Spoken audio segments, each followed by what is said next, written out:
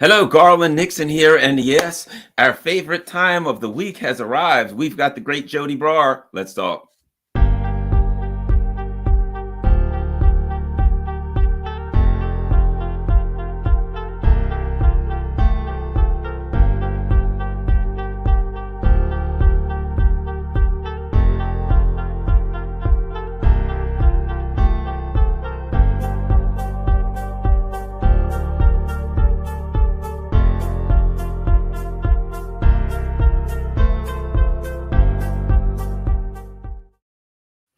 Hello, Garland and Joti Brar here. Joti, before we get going, where can everybody find you and all of your work online? Oh, thank you. Well, my party's website is there, thecommunists.org. You can also find us on Telegram, The Communists, and I have a channel on Telegram called Joti Brar. Should be very easy to find me. There's the spelling there, Joti, J-O with a T, J-O-T-I. Also, I'm on Twitter, Joti2 Gaza, and our party is on Twitter. I think it's CPGBML.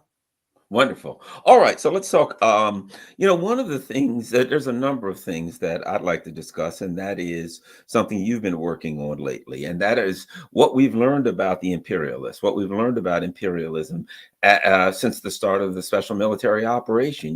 Before the SMO, the world was horrified of the U.S. and its vassals, right? Oh my gosh, they're economically dominant, militarily, they're the most powerful. As they said, they had everybody brainwashed. We're the most powerful military that the world has ever seen, all that kind of stuff. But once they got engaged with a country that has a legacy of survival, a legacy of struggle, they ran into a brick wall. What have we learned about the weakness of imperialism since the special military operation has started? Actually, so many things, Garland. I'm going to take them one by one because I'm sure you'll have interesting things to say. And if I don't, I'll just be ranting at you for an hour, and that will be actually quite boring. So just to put a little bit of context on it, I think it's really important to remember that the launch of Russia's SMO in February 2022 was not the beginning of the war, right? The war began when the US imperialists and the EU imperialists controlled a fascist clique and brought it to power, ousting the elected government in 2014. And what happened then was the east of the country rose up in an anti-fascist resistance. In many places that was crushed and put down, but in two regions in the Donbass, Lugansk and Donetsk, they were actually victorious. The soldiers there beat the Ukrainian army. Nobody really ever talks about that. But then there was a peace process to try to find a way to create a new status quo that would respect the rights of workers in the Donbass, the right to the Russian language, not to be second-class citizens inside a new kind of fascistic ethno-state of Ukraine that was being shaped, and some kind of peaceful modus vivendi. And that was called the Minsk process, right? And Russia was one of the sponsors of Minsk, but all the others were Western countries. And they have since admitted that it was all a big lie, that process, right? They used the time to build up Ukraine. But when Russia launched the special military operation, finally came to the assistance of the people fighting in the Donbass, there was a qualitative change in the war. It was presented to us like this out of the blue Russian aggression, right? But actually it was Russia finally moving decisively against the imperialist aggressive project, having exhausted all the other avenues of diplomacy and dialogue. And that really opened not only a new phase in the Ukraine war, but a new phase in the whole anti-imperialist struggle across the world. The USA and the other imperialist powers have been driving really desperately to war over more than a decade now. They are trying to get themselves out of the deepest ever global capitalist economic crisis. And they're trying to save their place at the top of the world and their ability to loot the world. They have so many financial problems that only a really big bonanza is going to help these parasites kind of get out of their problems. And what they're looking for is the destruction and the dismemberment and the free looting of the resources of Russia and of China. And also they want to remove Russia and China's ability to give fraternal aid to developing countries, because that's also impacting their ability to dominate and loot elsewhere in the world. So you have to understand the rationale behind them putting so much effort into weaponizing Ukraine, that the war in Ukraine was never just about Ukraine. Yes, Ukraine is a good target in itself, has a lot of resources, but geopolitically, the US always saw it, and the imperialists for a century have seen Ukraine as a tool that should be weaponized and used to smash Russia. This is like an ongoing project. So for lots of people who weren't paying attention, it looked like it just came out of nowhere, and they were sort of susceptible to the propaganda that said this crazy aggression, this is an imperialist move, Vladimir Putin's a madman, he's a dictator, he just woke up one morning and over his shreddies in the breakfast table went, oh, I think I'm going to invade a peaceful country today. You know, of course, that's not what actually happened. And real anti-imperialists had actually been spending those 8 years of war trying to show people what's really going on here and what's involved and what's at stake. There were clear signs that the West was planning war against Russia for more than a decade. You know, so it shouldn't have been the shock that it was, but unfortunately there aren't enough people like us who are explaining that to people. So I think the first weakness that the SMO, in particular, this new phase of the war where Russia was directly facing not just Ukraine, but in fact the entire military and economic might of NATO. That's all of the imperialist camp combined and lots of their proxies and allies, right? The first and most important weakness that was exposed actually was economic weakness of the imperialist camp.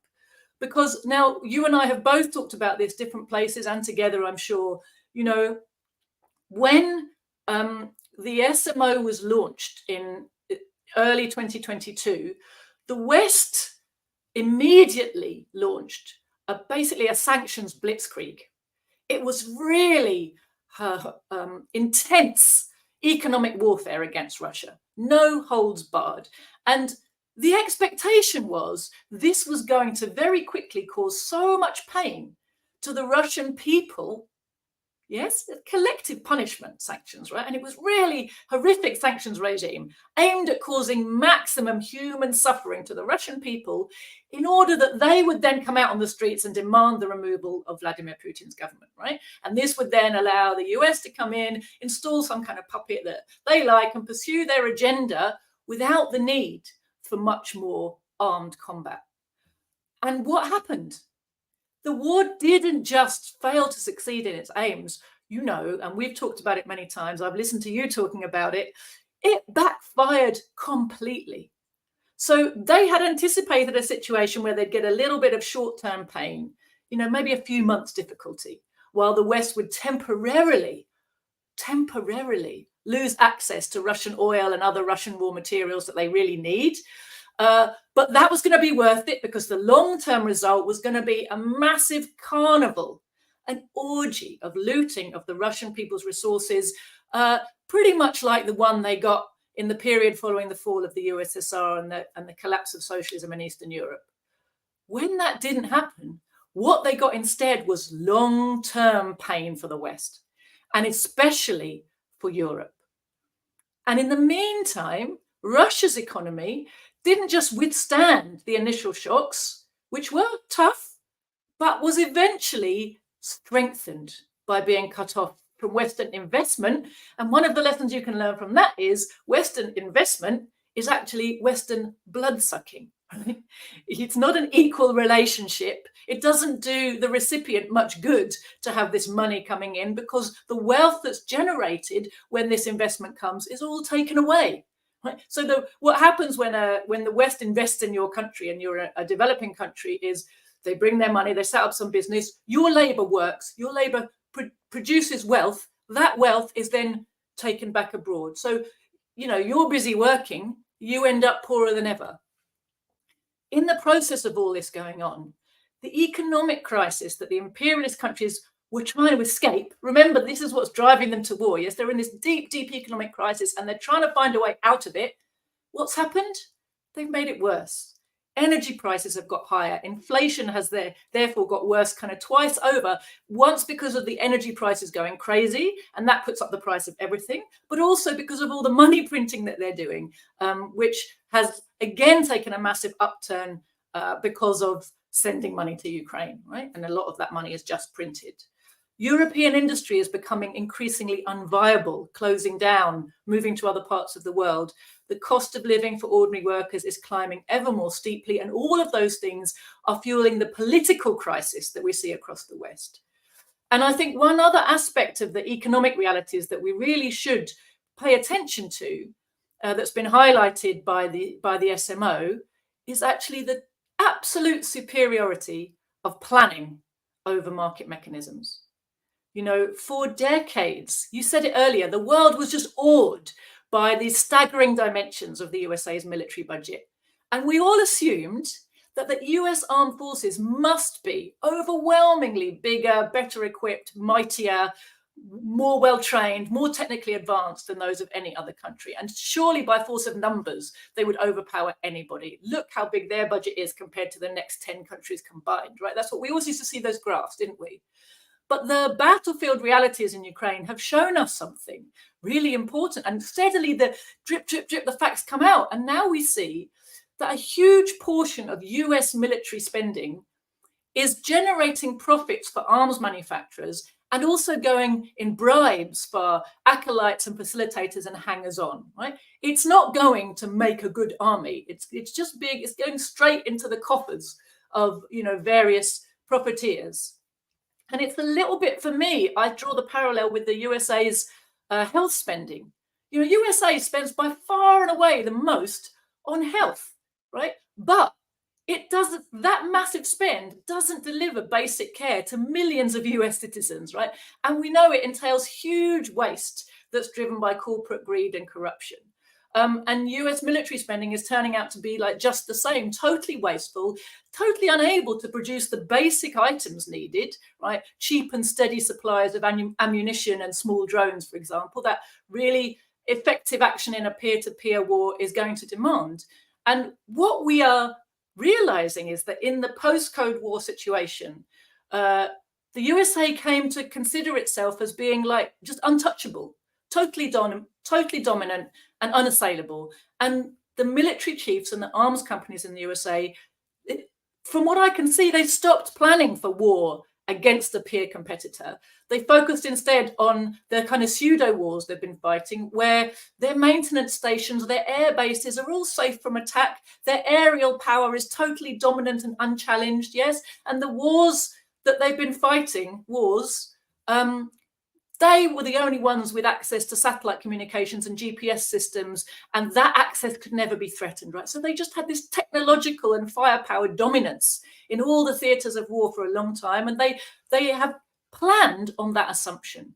And if you combine those assumptions with the desire of the arms companies to maximize their profits, you've got this situation where the USA has got a lot of really overpriced, very complex machines that aren't up to the really hard realities of a battle where the other side also has access to technology that's just as good and very often better, where it has a really superior ability to replace what's been lost and damaged.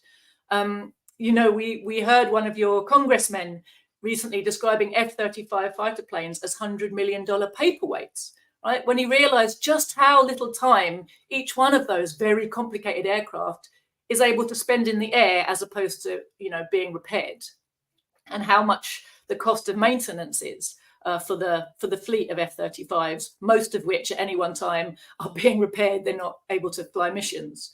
And, you know, the flip side is that Russia has continued with the Soviet tradition of planning its military development by preparing to fight a defensive war against NATO weapons. So they've been looking at those weapons and working out the strengths and weaknesses of those weapons. They have asked their technicians to work out the simplest ways to defeat them and the cheapest, right? And their focus is on effective air defenses and development of hypersonic missiles, small drones. You know, they now have technologies that the West doesn't, right? So it's a total reversal of roles. Whereas the Western arms companies have been focused on things that are more complicated and take longer to produce, because then they can put more astronomical price tags on them. Great when no one's really at war and you're strutting the world saying, if you buy our stuff, you'll be invincible like us. All falls down very quickly in the realities of a war like the one that NATO is fighting against Russia in Ukraine. You know, Russian shells are cheap and quick to produce, and the US ones are expensive and slow, right? Same with tanks. Russian tank production is ramping up really fast, and it's got tanks which are really tough, maneuverable, quite simple to repair. The Western tanks are like the opposite, and their artillery and their planes, right? Expensive, heavy, difficult to maneuver, break down easily and all the time, and are very complicated to repair, you know? So we've got this reversal of roles, and it's completely against what had been expected sort of by any of us, really. It's been quite a shock for everyone, and I think it's also been a shock to the junior imperialists, right, who had all assumed that they were safely sheltered under the USA's massive military umbrella. They've allowed their own militaries to kind of dwindle away on that basis, and now they're finding that even if you take all of that together, all of their military industries of the whole of the collective West can't match what Russia produces, whether that's measured by battlefield resilience or by volume.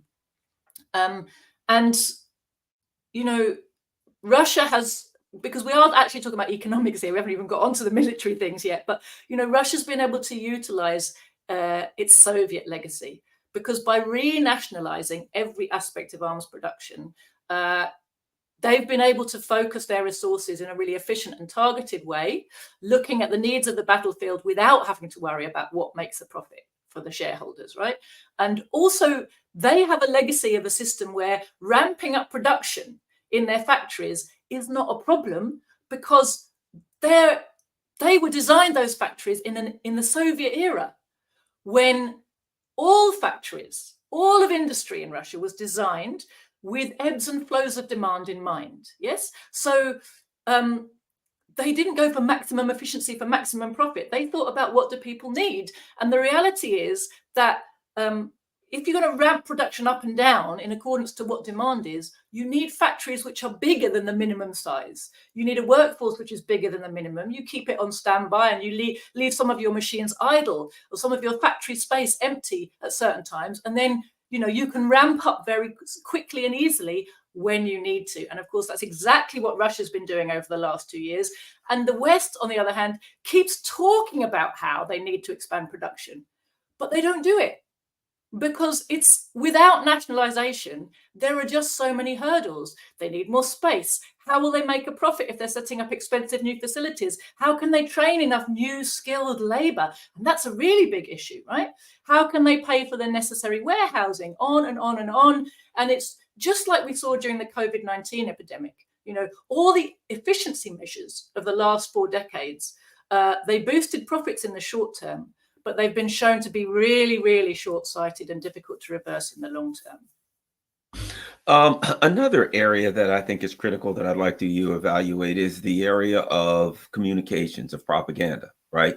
The U.S. empire have said, you know, oh, Russia's evil, they're terrible. And they said the whole world is behind them. Well, it turns out that the whole world to them only consists of the U.S. and its vassals, and some of them are wavering, right? Outside of Europe and the US, even, like I said, even inside of Europe, they're having problems. But outside of Europe, the entire world is looking at them saying, nah, we're not with you. We're with Russia, right? They've made an argument that Russia is, you know, it's funny. It's not me, it's you. You know, it's not, we're not the ones putting out propaganda.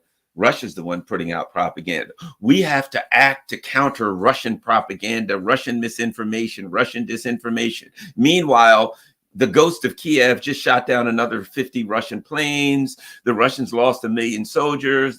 Somebody took a Russian drone down. Some woman threw a jar of pickles, literally threw a jar of tomatoes or pickles out of her balcony and took a Russian drone down. So we listen to propaganda that's preposterous and actually, you know, just laughable. But they tell us they're countering Russian propaganda. Whatever they're doing is not working. Not even here in the United States, people are starting to wake up. Your thoughts on what they thought was a strength, soft power. And I'll add this, and here's where it's critical. Look what's happening in Georgia. Normally, they could control everything, put NGOs in, control dominate everything. They would dominate the country and say, you can't stop us from this propaganda. Georgia says, now we're shutting the door on that. You can't do your propaganda operations, your so-called soft power operation. You know, the whole soft power propaganda, that's starting to flop too. Your thoughts on how that's been exposed and or changed by the SMO?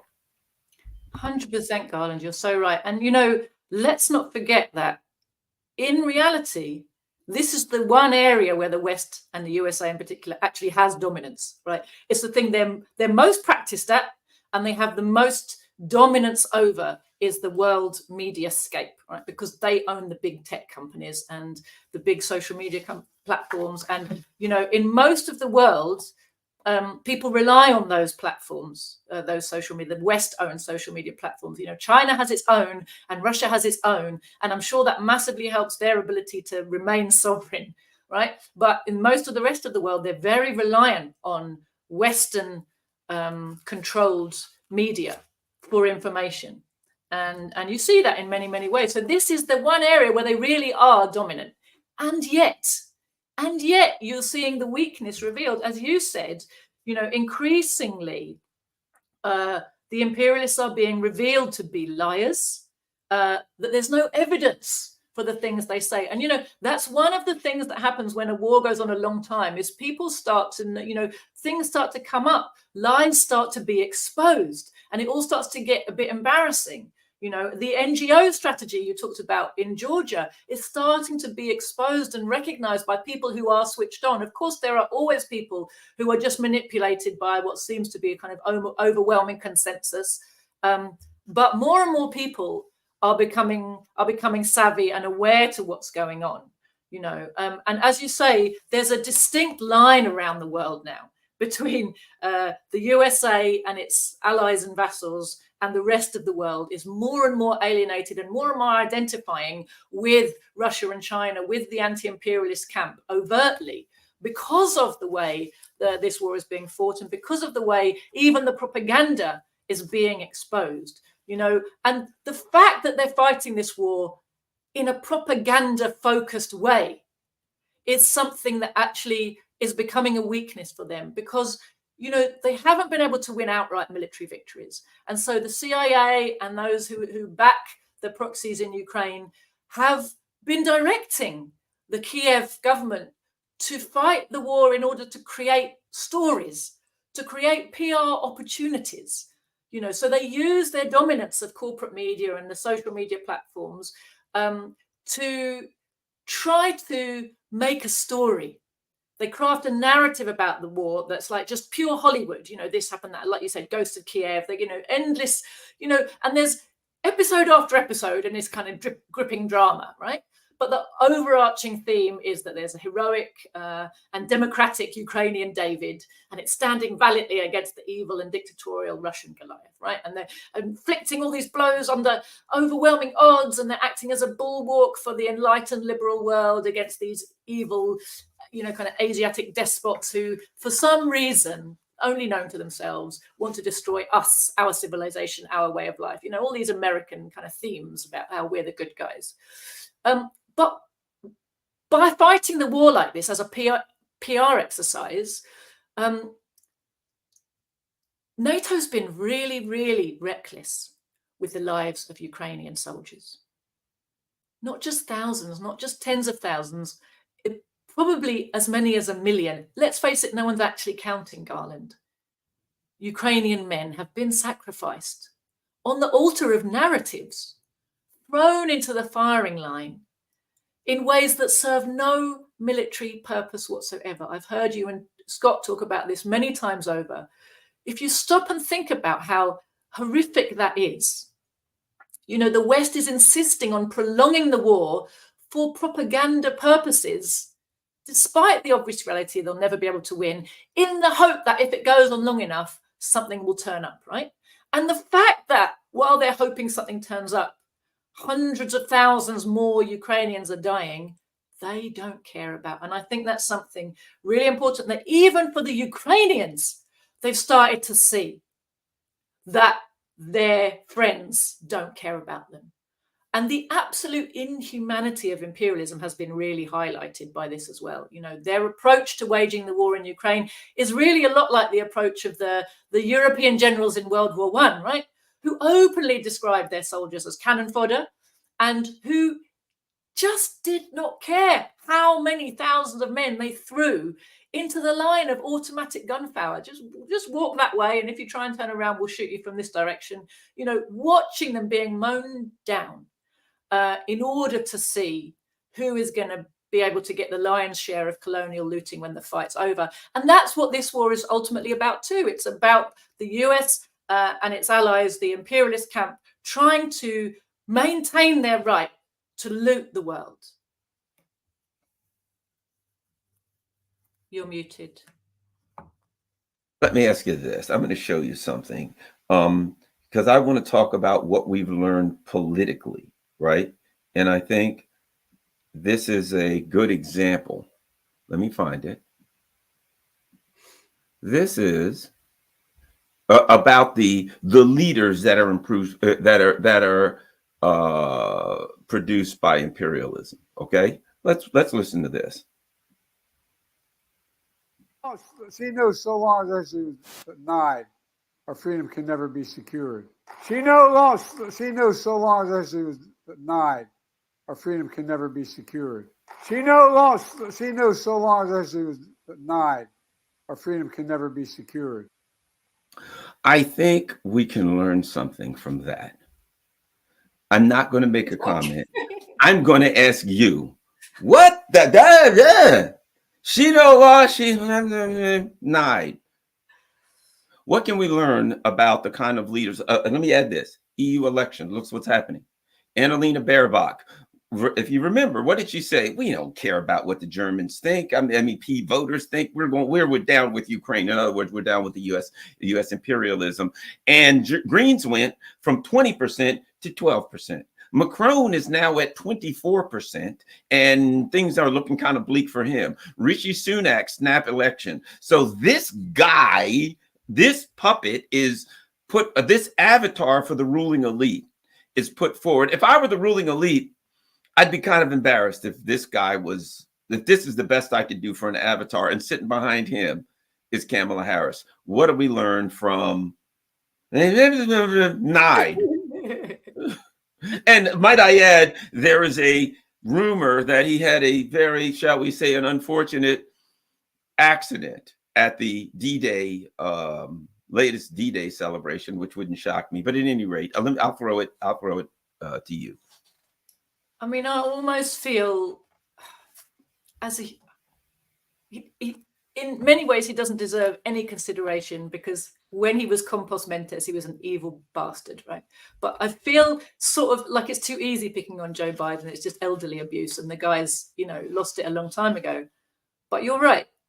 What does it show us that he's the front guy for US imperialism, right?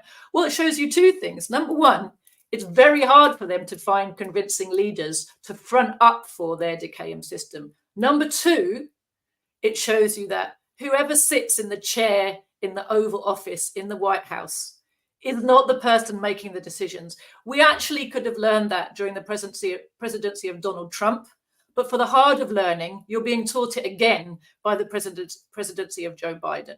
And of course, they're both in their different ways show up truths about US imperialism, the reality of what that system is, and the fact that whoever it is who takes the decisions, the American people don't know who they are and didn't elect them.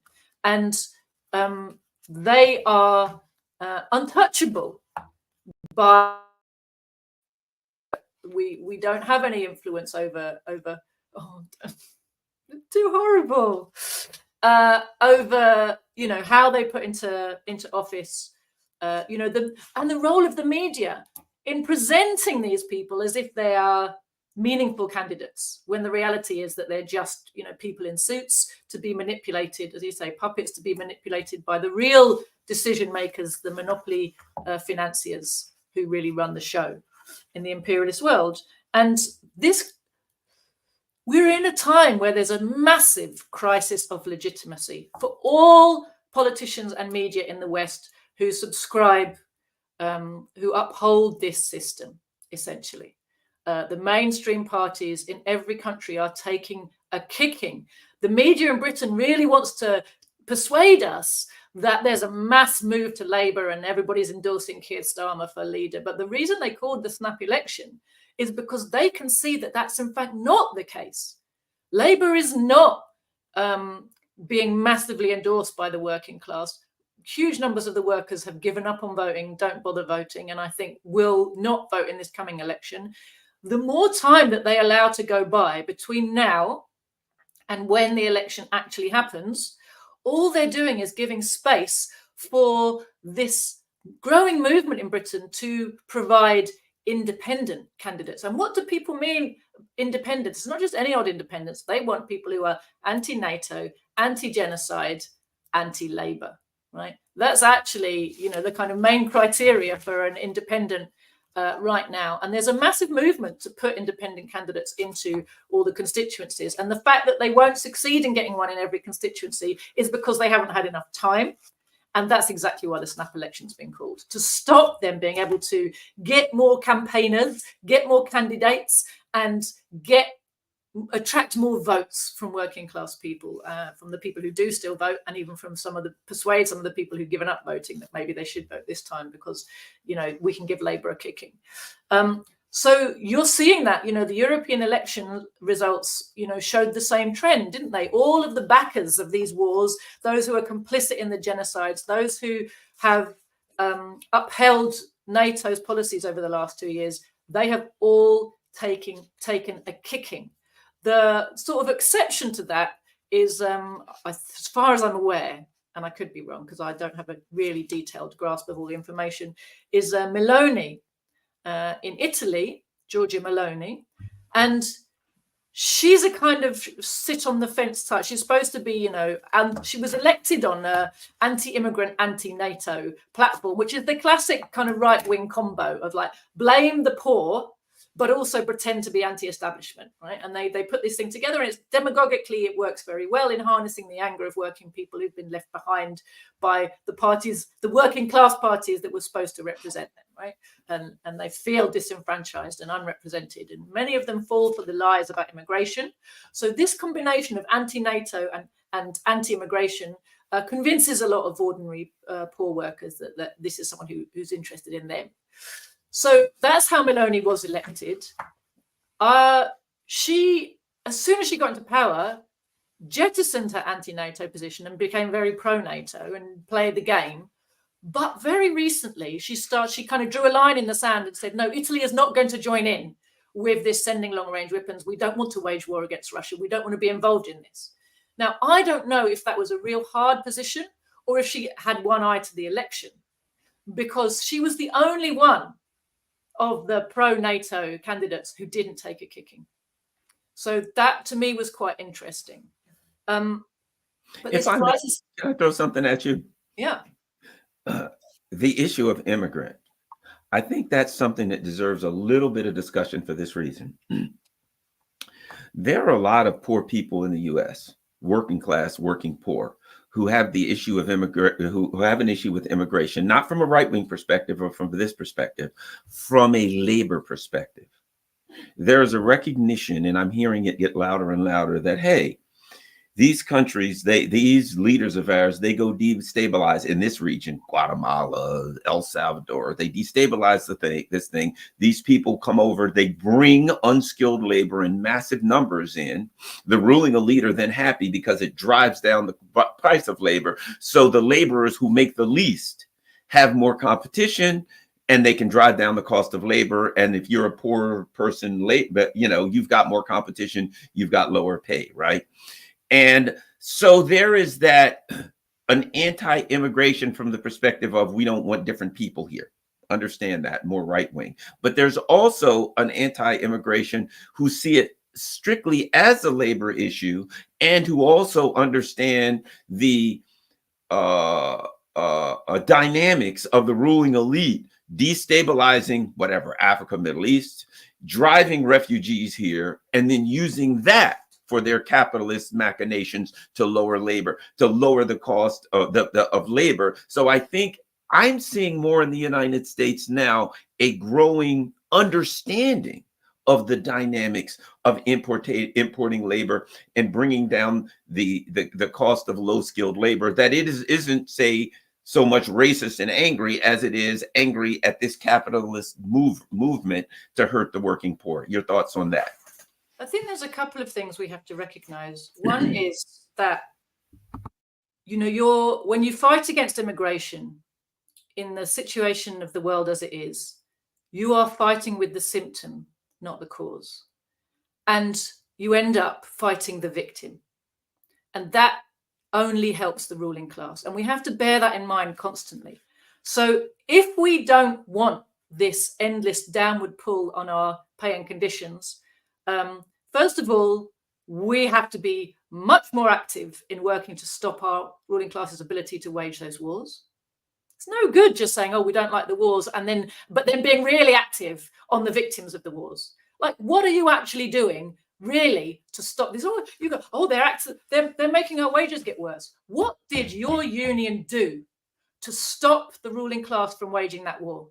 It's not good enough if they're very, very active in trying to protect wages, pay and conditions, and they don't recognize how those two things are connected, and they don't do anything to use their power as dockers or munitions workers or transport workers or supermarket workers or whichever media workers to actually stop the operations which cause all those problems in the first place to a whole load of people who were just sitting there, right? If I may throw something else in that just popped into my mind, you inspired me to make this comment because of something I've heard you say before. Here is what I see as the problem. Once a while back, we talked about the woke thing, the issue of, the issue of fixing historical discrimination, sexism, whatever, right? But allowing the ruling elite to say they're going to figure out how to fix it and they know the problem. That's absurd, right? Therein lies in the issue in immigration. I'm upset with immigration because it lowers labor, whatever, right? Who am I asking to fix it? That if I'm immigration problem, right? So I'm going to go to Congress or Parliament. The people who are doing the wars, the people who are working for the ruling elite to lower wages, right? I'm going to go to the puppets who are ordered to create these dynamics, to create the immigration problems and demand that they fix it. There goes the problem. You have to oppose imperialism, which is to bypass Congress and to go at the ruling elite.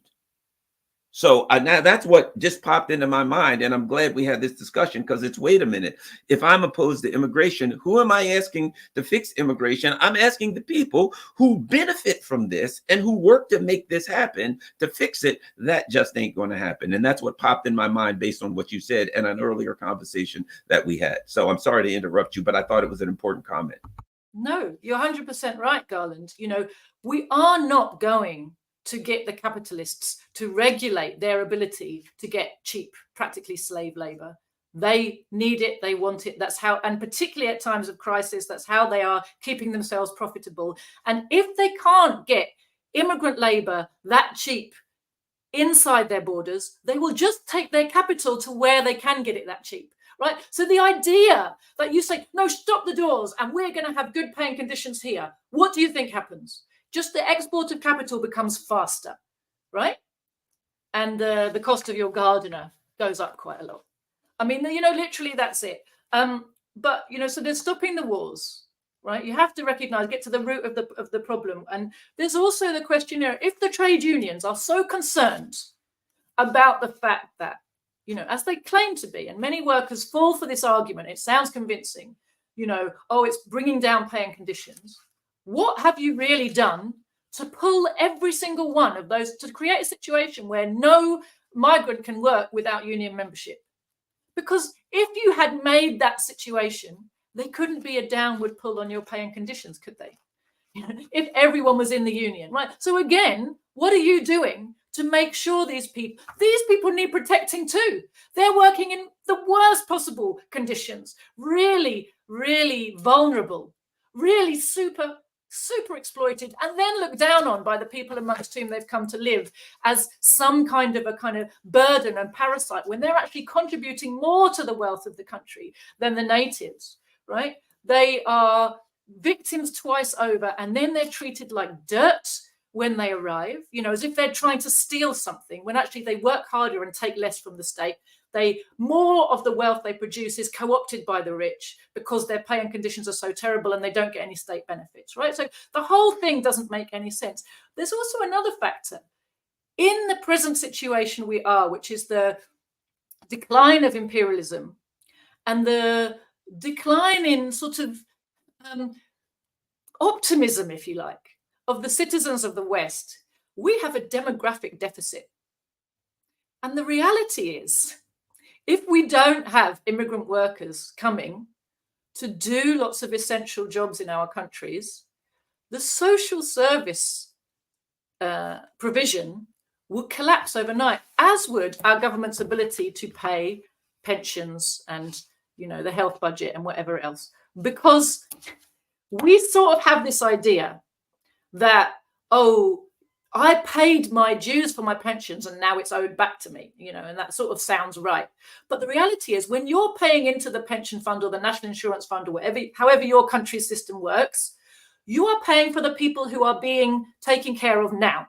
So when I pay pension contributions, I'm not saving up for my pension. I'm paying for the pensions of people who are taking their pension now.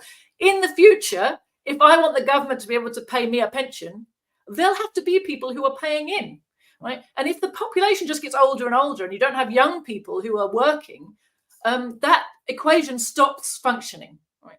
There has to be population stability in society. And the reality is, we have declining birth rates in all the Western countries, and some worse than others, but in all across the board in the West, we have declining birth rates. And it's a problem economically for our economies to function. That is a massive problem, right? So again, on many different levels, these people are needed. Now, if you look at the pulling down of people's pay and conditions, fundamentally, this is built into the workings of capitalism. There will always be unemployed under capitalism. We've talked about this before. Capitalism, by producing for profit, it pays the workers a fraction of the value they produce when they're at work. What does that mean? If you put it across society, what it means is all the products that are produced, the workers don't have the wages sufficient to buy back those products. Workers are then put out of work because the capitalists can't sell enough. The market's not big enough. There's this whole situation where the advance of machinery and mechanization, which is driven by the desire to maximize profit, throws more and more people out of work, which shrinks the market further, which makes more production redundant, which puts more people out of work. This is capitalism. Capitalism has made it impossible for everyone to have a job. And it's the unemployed, ultimately, who act to pull down the pay and conditions of employed workers, because there's always someone who will take the job if you won't. And that was built into capitalism before there even was imperialism, right? Imperialism has just globalized the phenomenon. It's globalized it. And it's created that situation, where there are, imperialism fundamentally is monopoly capitalism. It's this historically evolved process of capital in the earliest developed capitalist countries becoming too big to be able, the contradictions and the concentration of capital meant that the home market was no longer big enough for the big monopoly capitalists to keep making profits out of just a self-sufficient enclosed economy. They had to go abroad, and they found they could make super profits doing that, bring the rate of profit up. So increasingly in Britain, this process of deindustrialization actually started at the end of the 19th century, which no wonder it's so advanced now, and there are so few of us involved in actually making anything, right? Most of what's made and to be by British-based monopolies and what's consumed by British people is made somewhere else, right? What happens? Capital is taken somewhere where the land, the rent, the workers are cheap, where the government is weak, where the regulations are weak, where they can make a massive profit. The raw materials are cheap. They can make a massive profit, and they bring that profit back. And we live like leeches off the wealth that's been produced by workers who are working productively elsewhere. And increasingly, that's going from being a small section of the population to huge proportion of the population of the people in the West. You know, the service sector economies. What does that mean? It means we're all living off the wealth produced by people somewhere else. You know, so that's the reality of what imperialism is. Why was I saying all of that? It was to do with immigration. It was to do with wars. Well, let's get back to export of capital, right, is a phenomenon of imperialism. They go where they can make the most profit. So they don't set up business just to please you or me or to keep the economy going or any other such thing. They set up business to make a profit.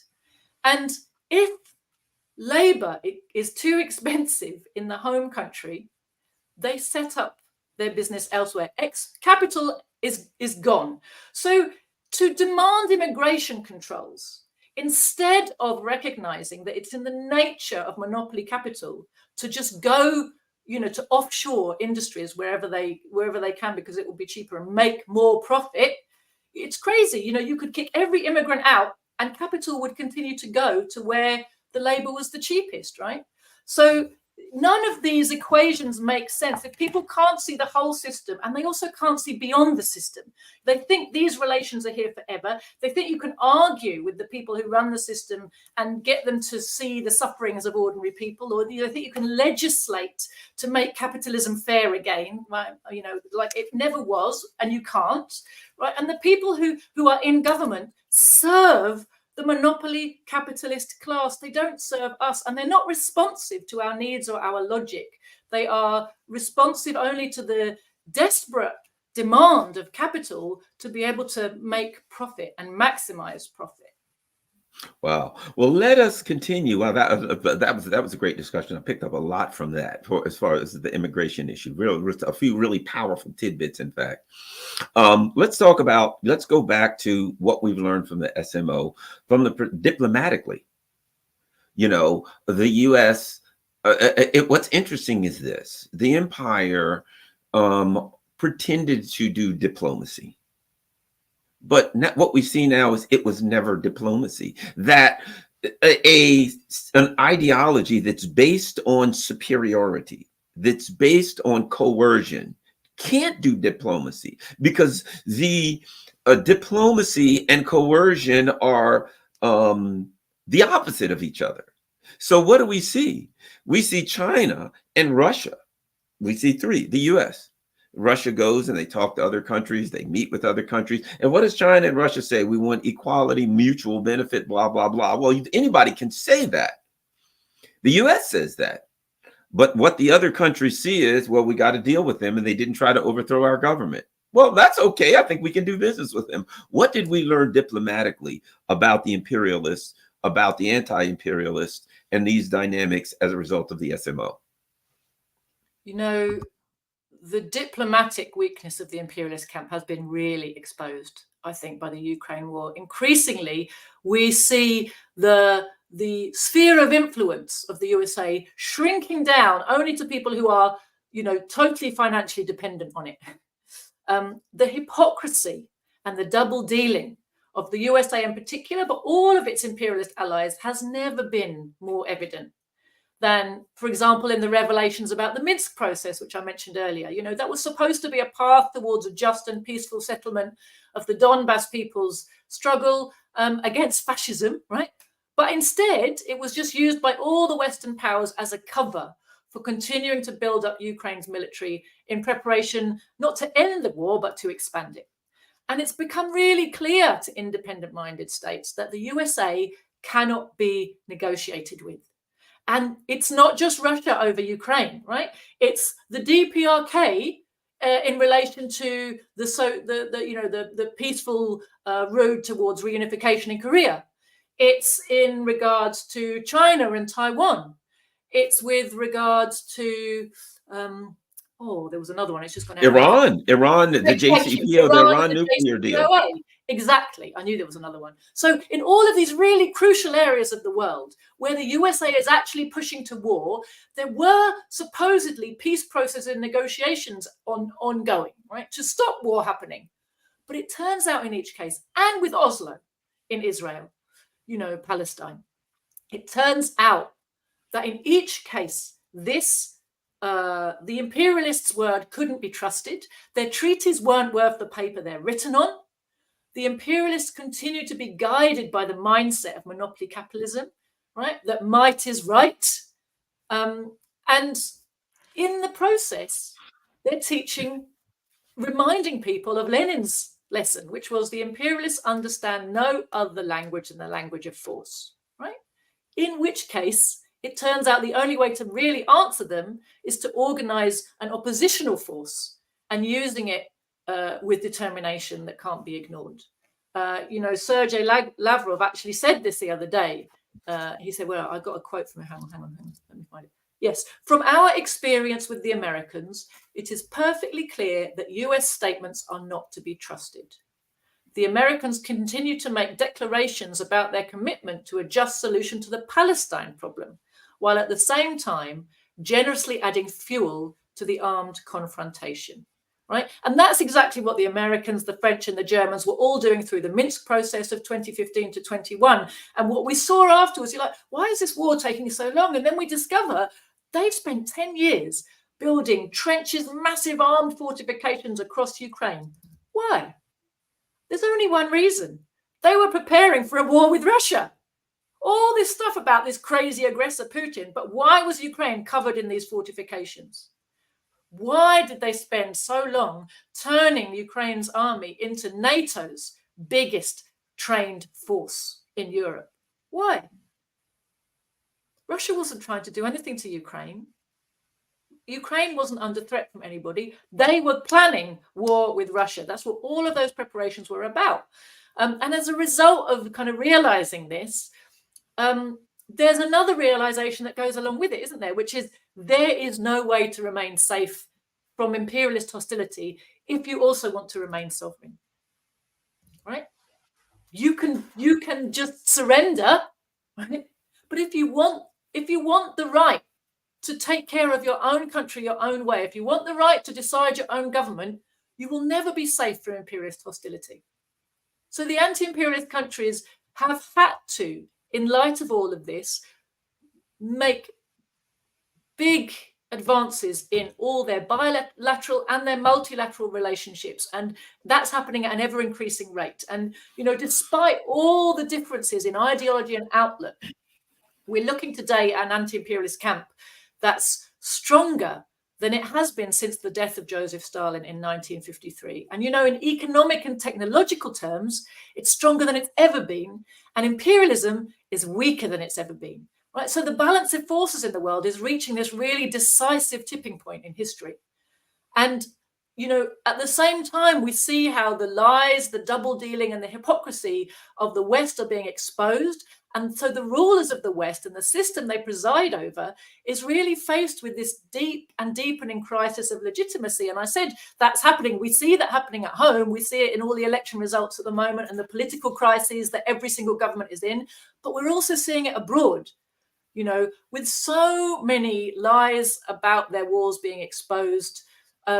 We're also seeing that the imperialist countries can't recruit enough professional soldiers to keep their armed forces going. They can't withstand any political fallout that comes from dead soldiers coming home because the wars are so unpopular. That's why they have a strategy now of using proxy forces everywhere, right? So Middle East, East Asia, Africa, Latin America, Eastern Europe, everywhere. They're working hard to build proxy armies. But look how much work went into creating the Nazi gangs, the Banderite Nazi collaborators in Ukraine. They spent decades nurturing, Nazi expats. They rewrote Ukrainian history. They brainwashed a whole generation of Ukrainian people. That took a really long time to do all of that, to create this willing cannon fodder, right, for their war against Russia. They armed fascist street thugs to forcibly suppress the people who stood up against all of that, whether they were Russians, communists, trade unionists, or just, people who wanted to speak out and defend the rights of workers and or just wanted to tell the truth in politics or the media, right? But 2 years into their war, they have destroyed a huge number of those forces, whether through death or just through being exposed. And Ukrainian men today increasingly don't believe that America is their friend. They're no longer willing to be sent to the front lines. They're hiding to keep away from the recruiters. And now we're getting this widespread talk across the West now about the need to start building conscription armies. And that's actually coming from a position of weakness because they're not able to get the fodder they need for their wars any other way. So they're determined to keep fighting wars, and they're trying to work out how to do that when even their proxies can be destroyed so quickly, when they can't recruit professional soldiers. 2 years ago, not just governments, but lots of the people in Poland, Latvia, Lithuania, Estonia, they'd all been brainwashed the same way as the Ukrainians. They were kind of lining up to join this fight against Russia. They'd had their heads filled with Russophobic and pro-Nazi propaganda. Their media and politicians were always telling them how NATO's with us forever, right? And they're gonna back us to the hilt. We'll have a speedy victory. Then we'll be lording it over these evil Russians. And of course, now this kind of fervor is really subsiding, and there's a real lack of enthusiasm, even at governmental level, because they've seen what NATO backing really amounts to, right? Lots of words of support, quite a lot of weapons, but not enough weapons. And this kind of exhortation that you keep on fighting to the last Ukrainian. Yeah, we're right behind you. We're with you for as long as it takes. Oh, no, we're not really for as long as it takes. For as long as we can, until it becomes a bit difficult, and then we're off. Right? And you can destroy your country in the process. So this I think this debate around conscription in the West is really a sign of desperation, that they can't find the willing cannon fodder for their wars, and also show us that they haven't given up on their goal of destroying Russia and China. They're casting around trying to see, well, this hasn't worked now what do we do? But a lot of people, they look at the drive to war against China, which we can see ramping up right in front of us, even as they're losing badly in Russia, losing in the Middle East, even though the war hasn't taken regional hold yet. It's obvious that they're beaten and they can't win there, and yet they're ramping up to war against China. And a lot of people look at that situation with the logic of a human being and go, well, they won't be as crazy. They're not going to be that crazy. Like, it's obvious they can't beat China. Why would they? But the problem is, you think with the logic of a human being and not the logic of a capitalist. Of course, it doesn't make sense. But the capitalists aren't capable of learning those lessons. We have a phrase in English. I don't know if you say it in America. They're damned if they do and damned if they don't. You say that too? Right. Yes. So if they do go to war against China, they can't win. But if they don't go to war against China, their global dominance is definitely over. So they're in this bind. And so what do? They push towards war anyway and just keep hoping. Right now, we can see them massively advancing their preparations on the Korean Peninsula and all across the South China Sea to make war with the DPRK, with China. They couldn't win one of those wars on its own, never mind both of them together, and they're trying to create strong proxy forces. So they're militarizing Australia, Japan, the Philippines, Taiwan at a massively advancing rate, huge military exercises happening literally sort of every other week, get bigger and bigger and bigger. They're rehearsing every type of nuclear exercise, every type of decapitate the government of the DPRK, I don't know, control the South China Sea, all these type of operations. Clearly they're driving as hard as they can, and they're not going to let go of this plan. So, people of the world, I think workers have to recognize, and increasingly are realizing, that there's no way to mollify or pacify these lunatics. There's only one way out of this, and that is through. It's through the defeat of the imperialists that we get to the other side of sanity and development and prosperity that we all really desperately want. Another thing I think I'd like to get your comment on, and was what we're learning. Imperialism is at a fundamental level incompatible with democracy, incompatible with not just the rule of the masses or the control of the masses, but with the government having any alignment or representation of the masses. We're looking at China, and I've been bringing this up. I think Iran, it's somewhere between 45 and 50% of the people who support, have a favorable improvement of the government. Now, people are like, that's low. Compared to the United States, you know what I mean? You couldn't, the number is so low here that, we don't have enough decimal points to show how low it would be, right? Russia right now, Putin's 87% of the vote. China, 90% plus, 90 to 95% of the people support their government. What we're seeing is the anti-imperialist countries, the people are looking at their everyday life. Hey, I got a job. I feel fairly economically secure. We're getting an education. My kids can go to college. They're not pushing the whole woke, thing agenda, which people have a lot of issues with, and they feel as though there's some that people in the anti-imperialist countries feel as though my government has some concerns with economically and culturally, my wishes. Okay, in the imperialist countries, they're ramping up on censorship. We've got to shut the voices of our people up. They're yelling too loud. They're pointing out our flaws. They're pointing out our errors. They're pointing out things. And so now you have in Germany, you have in the US, you have in the UK, people saying, two cheeks of the same butt, basically, when they talk about, the ruling parties are not in opposition anymore. We want something else, but there's no other parties. They won't let a third party come in. They won't let other options. So what are we learning about the difference between the anti-imperialist countries and the imperialist countries politically, and how imperialism affects the possibilities of representation for the masses? It's a really good question. You could sum it up with a line out of Lenin's book on imperialism, which he wrote in 1916, right? And there's one sentence where he just says, imperialism seeks domination, not democracy, right? And that should just be, make it your screensaver, put a poster on the wall, just that message needs to get home to people. And increasingly, it is getting home to people that this system is not about democracy for the masses. Democracy has always only ever been democracy for a certain class. In every type of society, you will have participation by one class and a lack of participation by the exploited other class. In a capitalist society, democracy is democracy for the capitalists.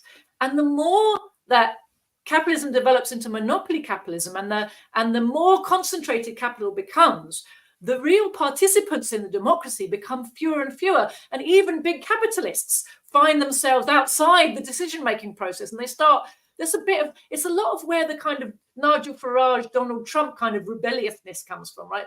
They harness the masses behind them in their complaints, because the masses are also disenfranchised.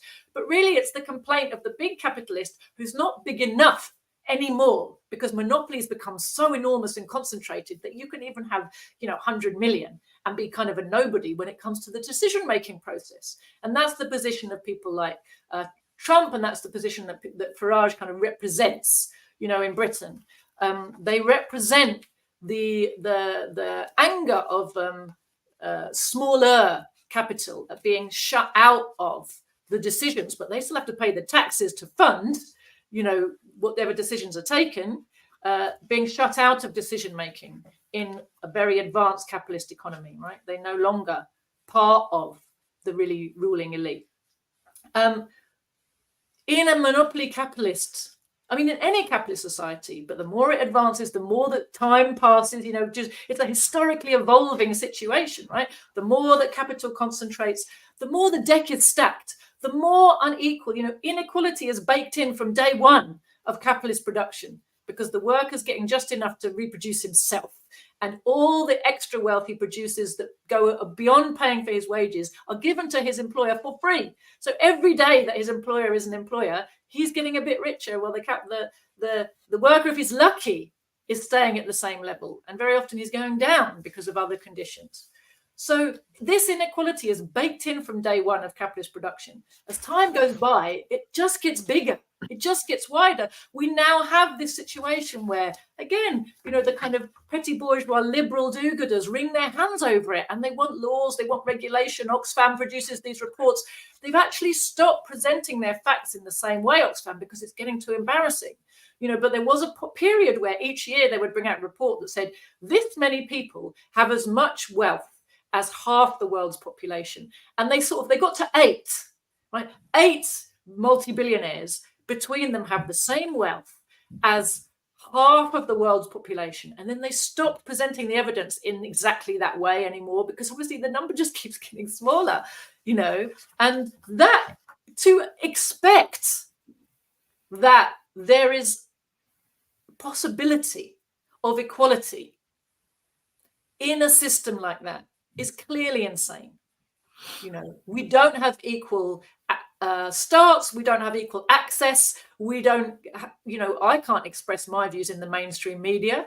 I certainly don't, like Jeff Bezos, own a newspaper. I don't have connections with the secret services. I can't like what's his name, the Tesla guy, Musk. I can't, like Elon Musk, tell the CIA that we need a coup in Bolivia because I need access to their lithium at a better price, right? That I don't have the same access as these people have.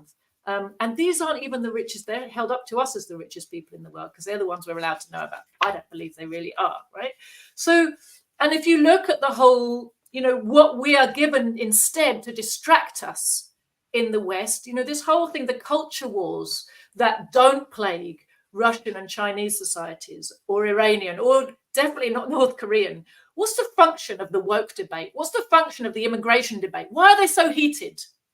Why is it all heat and no light? Why is it so impossible to just talk facts in these discussions? Why is it all emotion? Because not only is it a massive distraction, its whole function, in fact, is divide and rule. It's keep the idiots, keep the plebs shouting at each other, right? We're sort of like the circus, and the super rich are up there throwing, bait in to make us a bit more crazy.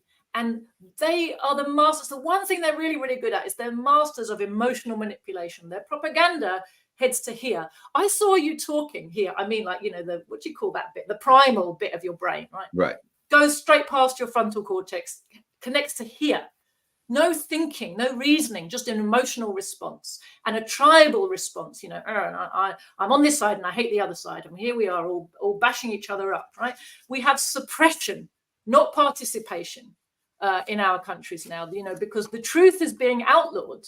You're not allowed to say simple facts. It's hate speech to say that a woman is an adult human female. I mean, for goodness sake, you couldn't make it up, could you? And yet we're encouraged to get into big emotional debates about that. Not to stop and think for a minute and say, in what world is it in somebody's interest to make such simple statements controversial? How did it become controversial? Who's making this happen? Who's policing this? This did not come from the ground up. This is not a mass movement for liberation. What is it? Where did this come out of?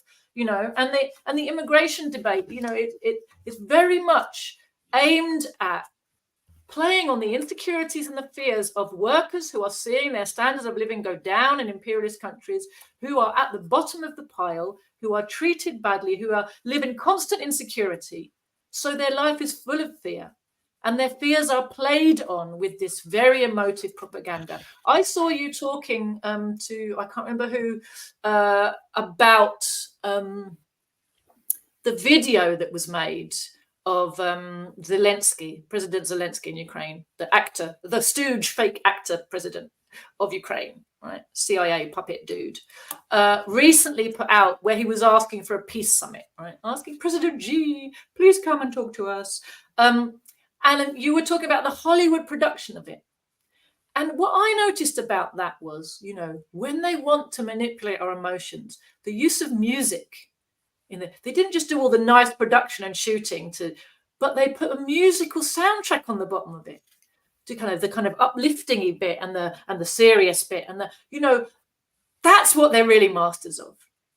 It's the one real skill that they've been working at for a really, really long time, is how to manipulate us emotionally so we don't allow our thinking brain to engage, or our thinking brain just gets bypassed and we don't even realize that's happened.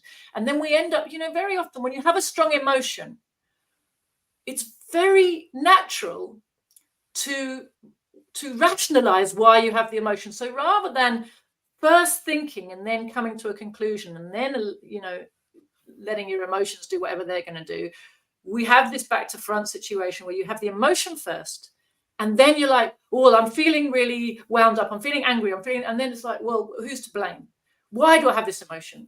And then, of course, they put it in front. This is why you're feeling this. And you're like, okay, that's why I feel it. And, so people think that they've reasoned their way to something when they haven't. They've just been given an emotion, and then they've been given a rationale for the emotion, and it sort of seems convincing. And that's very much what we see with the imperialist propaganda machine. It's all emotive. And that's why the hysterical propaganda that accompanies their war drives can feel so difficult to overcome. It's because the people you meet have been emotionally stirred up. They don't have any facts at their command, but they have if you try to bring a fact into the conversation, they have an emotional response to you. They don't want to hear it. And they just get angry with you as the deliverer of the fact. It's the classic shoot the messenger, oh, how dare you? Oh, you think it's okay to be the evil Putin's friend? Oh my God, what are you saying? No, go away, I can't talk to you. It's all that. But that's what they're left with. And the problem with that type of mechanism is once people start to realize what's been done with them, they get angry. When they realize they've been fooled, when they realize they've been manipulated, they get angry, and then they're never coming back to you. So it's a mechanism that works for as long as it keeps enough people inside the bubble. But the numbers of people who are falling out of the bubble are going to increase. They're going to have impacts on the people around them. It's no longer the case that everybody believes. And the more people who don't, the more difficult it is for those who are still in the bubble to maintain their status in the bubble. There's too much conflicting information that's going to pull them out. One last thing. I know we've been on a long time, but one last thing I'd like to throw at you. I think it's critical in the context of this conversation.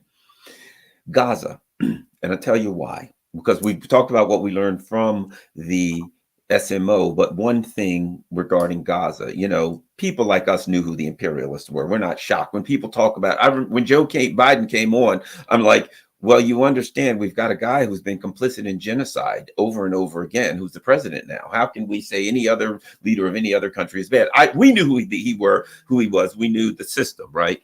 Okay. What Gaza has done now, I've had callers on some of my radio shows, and they'll say, yeah, but the Republicans this and the Democrats, they're making an argument that the Democrats are better than the Republicans.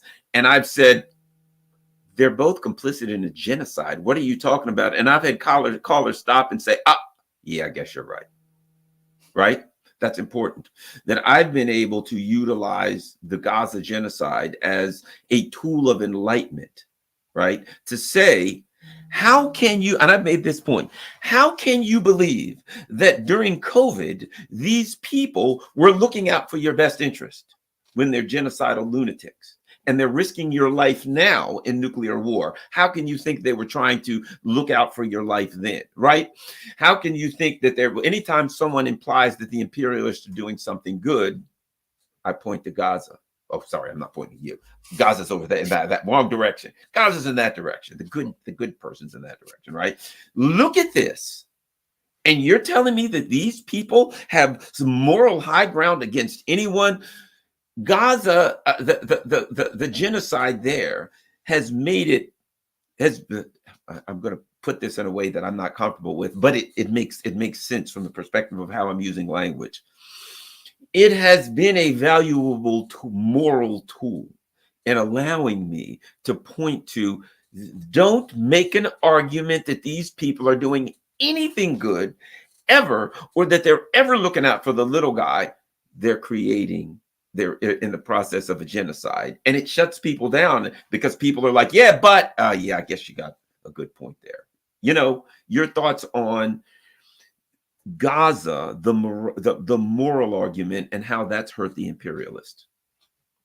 100%, Garland. You know, like you say, many of us were already aware of the true motivations, the true nature of the system and of the kind of people who serve the system.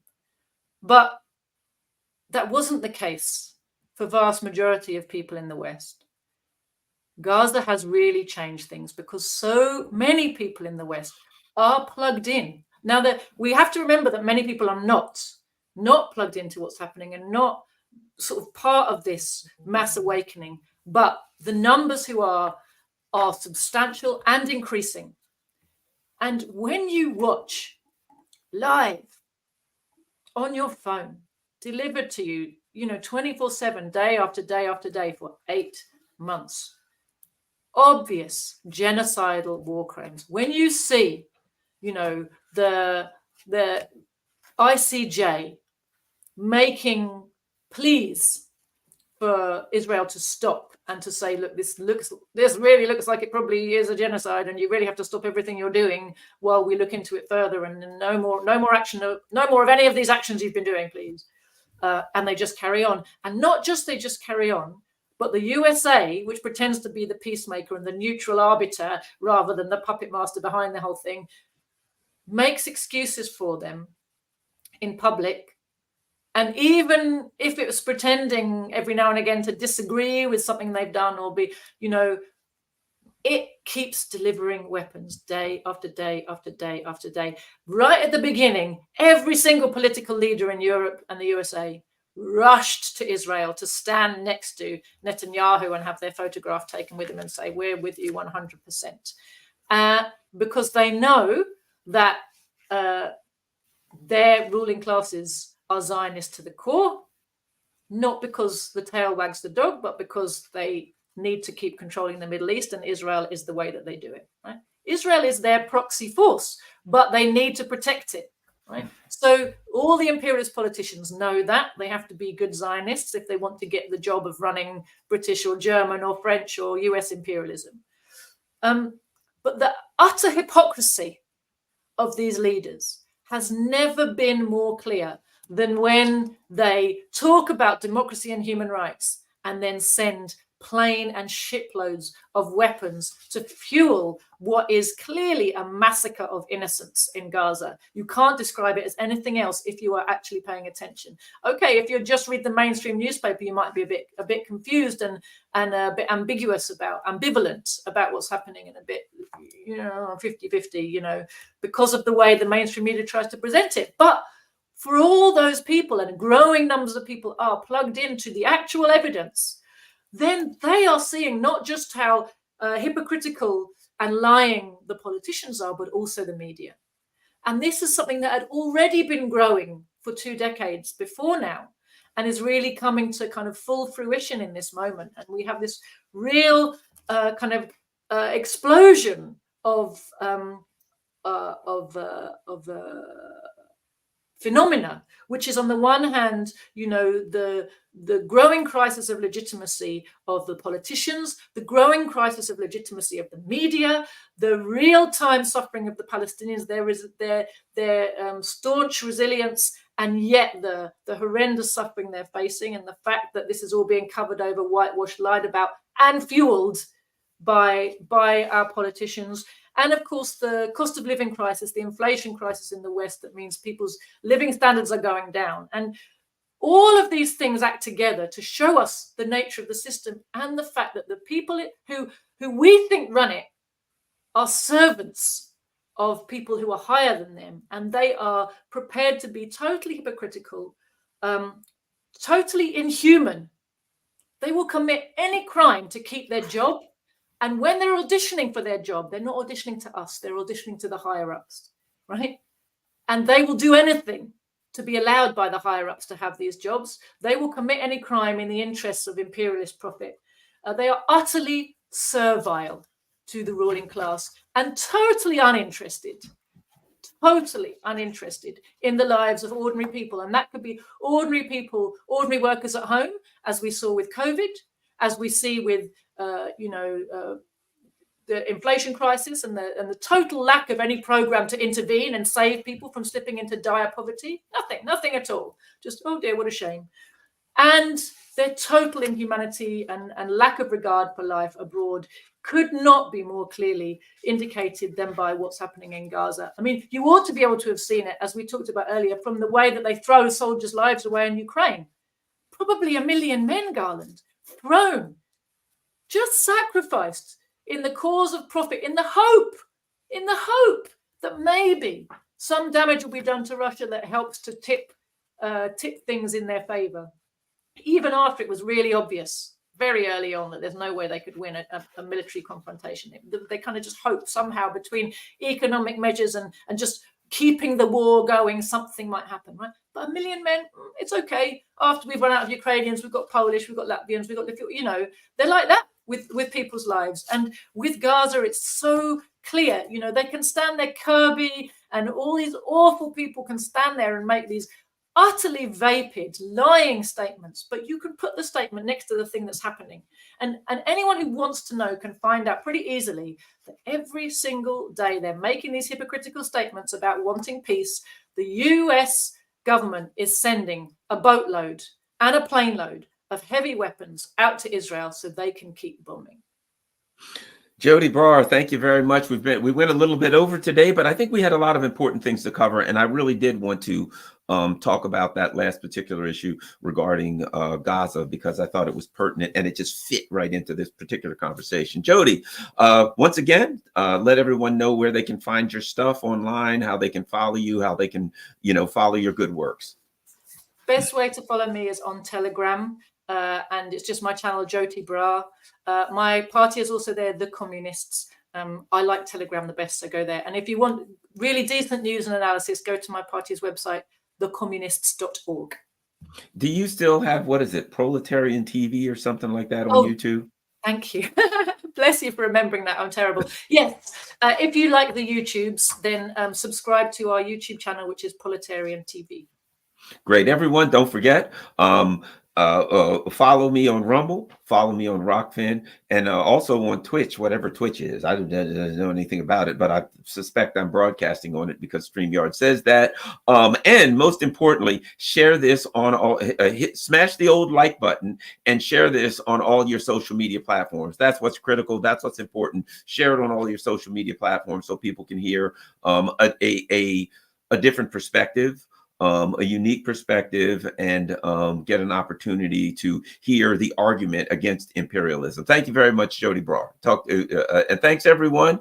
Don't forget to share this, and I'll be back soon with other great shows. I had a great show, by the way, Joti, last night. We had a guy, if you get a chance to watch it, Dr. Peter Kuznick. He is a historian. He actually did a great documentary with Oliver Stone about history, and so he's a specialist on history, nuclear history. We talked about a lot of great stuff on the attacks on and the what happened prior to and around the nuclear attacks on Nagasaki and Hiroshima. And he also talked about the Soviet Union and WW2 and D-Day and what people should have known as opposed to what it was a good show. I would recommend it to a lot of people. I think a lot of your followers, a lot of people in your party will really enjoy that. So thank you very much, Joti Brar. Everybody, share this on all your social media platforms. We're out.